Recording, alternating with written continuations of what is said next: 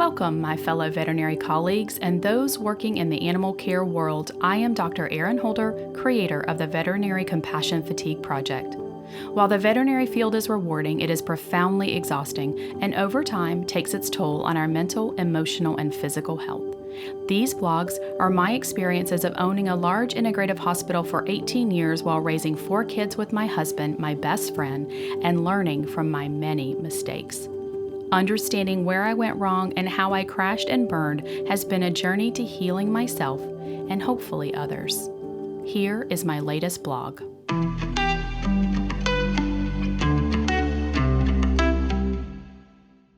Turning inward. In my mid-30s, I went through a particularly difficult personal and professional time.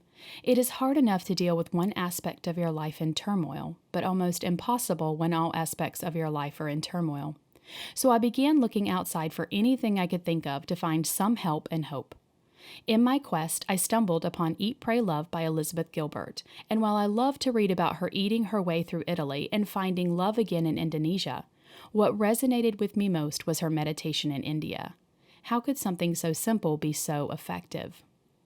That set me on a decade-long journey of meditating, learning how and why, leaving it from frustration, and then circling back with a full understanding. Most of us in the veterinary field are high-functioning and high-achieving workhorses.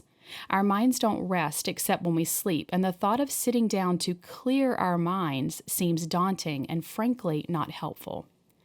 Since I have been on the path of becoming a meditation instructor, time and time again I tell someone what I'm doing, and they almost always tell me how they tried to meditate once but could not quiet their minds, so they gave up. That was actually my experience. I would sit down to meditate and get overwhelmed with frustration. 1 minute in, I was shopping for groceries or thinking about dinner plans. The next moment, I was working mentally on a case. I then started counting my breaths to try to prevent the thoughts, but all the while staying in my head. In the summer of 2023, I finally got the opportunity to spend a week with Deepak Chopra on the Big Island of Hawaii. The retreat was a week filled with meditation, yoga, and lectures on consciousness. It was a life-changing event as I learned to use his tool of primordial sound meditation to get out of my head and into silence, where at long last my brain could rest in awareness. In sleep, we rest in dullness. So what can resting in awareness do for us?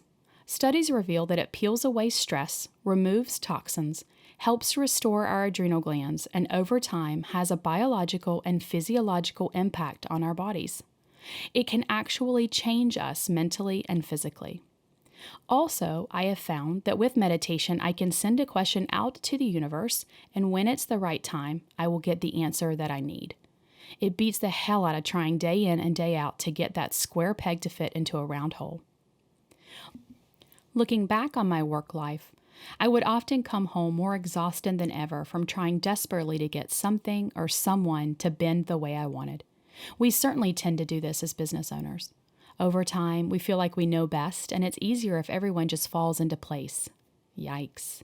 That proved successful in wearing me out and pissing off my employees. So a huge myth buster about meditation is that you should be able to sit right down on a mat and clear your mind. That is nonsense, and we all fail. The thoughts that arise are actually feelings of stress that need to be released. So it's counterproductive to fight against the thoughts that arise. Just the opposite. In fact, be delighted by them for that moment and then let them go. Delight in the fact that you're releasing stress, one thought at a time. And in between those thoughts, there's a brief moment of complete stillness, so brief that you will not recognize it, called the gap. And in this moment of complete stillness holds infinite possibilities and the powers of healing. So for me, primordial sound meditation was the answer. The mantra that it provided is a word with no meaning, just vibrational significance.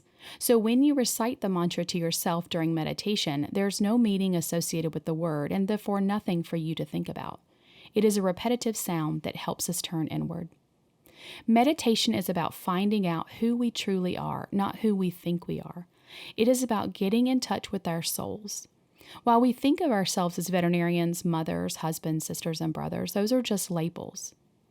Meditation is a way to go inward to silence, however brief, to help deal with the chaotic world. It is a way to peel off the stress. And every time you sit down to meditate, When you rise, you take some of that silence with you into the world.